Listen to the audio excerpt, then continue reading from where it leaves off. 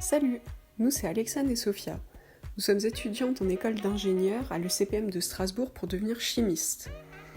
Comme la science nous passionne, nous allons vous partager nos connaissances sur des phénomènes du quotidien que vous connaissez déjà plus ou moins, mais peut-être parfois sans vous en rendre compte.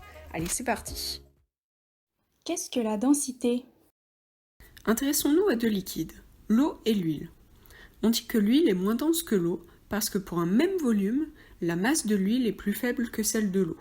En effet, 100 ml d'eau pèse 100 g, alors que 100 ml d'huile n'en pèse que 90 g.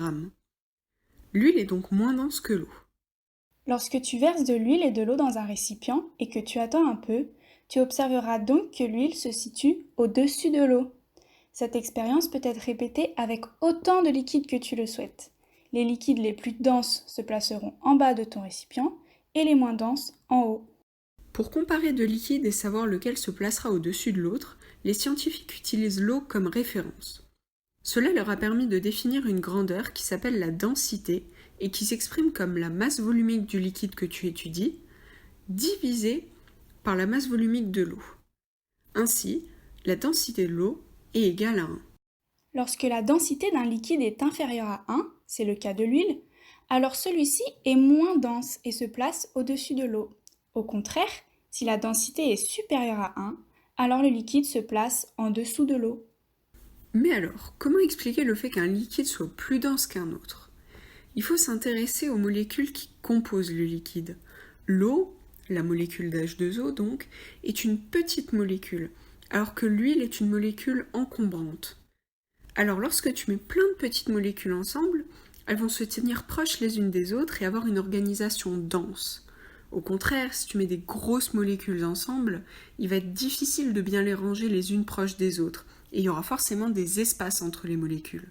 Autrement dit, pour un même volume, l'eau a donc une masse plus grande que l'huile pour laquelle il y a des espaces entre les molécules. Pour illustrer tout cela, intéressons-nous au détroit de Gibraltar, entre l'Espagne et le Maroc. Celui-ci sépare l'océan Atlantique et la mer Méditerranée. Eh bien, figure-toi que la densité de l'eau en Méditerranée est différente de celle de l'Atlantique, car la salinité de l'eau est différente. Et oui, l'eau de l'Atlantique est moins salée que celle de la Méditerranée.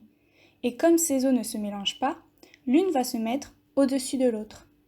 Alors lorsque l'eau passe le détroit de Gibraltar, l'eau profonde, car plus salée et donc plus dense, de la Méditerranée, plonge dans l'Atlantique.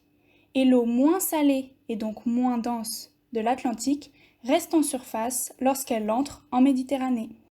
Une petite expérience permet de voir ces mouvements. Dans cet aquarium, l'eau très salée est colorée en rouge et l'eau moins salée en bleu.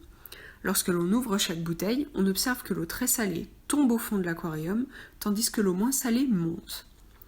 Eh bien, figure-toi que ce phénomène a été utilisé par les sous-marins allemands pendant la Seconde Guerre mondiale pour entrer et sortir de la mer Méditerranée en déjouant la surveillance des Britanniques. L'eau peu salée, qui venait de l'Atlantique, est moins dense et circule donc plus proche de la surface, ici en bleu. C'est par ces courants que les sous-marins entraient dans la Méditerranée. En revanche, ils en sortaient pour rejoindre l'Atlantique par les courants de profondeur, car l'eau de la Méditerranée étant plus salée, elle est plus dense et circule par le fond de la mer, en rouge dans l'aquarium. Et voilà, maintenant que tu en sais plus sur la densité, passons à l'expérience. Pour cela, tu auras besoin d'huile, d'eau avec du colorant et de liquide vaisselle. Verse d'abord l'huile, puis l'eau qui est moins dense, et enfin le liquide vaisselle qui est encore moins dense. Et voilà, tu peux observer des couches bien définies, des liquides de densité différentes. Et voilà, c'est tout pour aujourd'hui. On se retrouve bientôt pour comprendre un nouveau phénomène.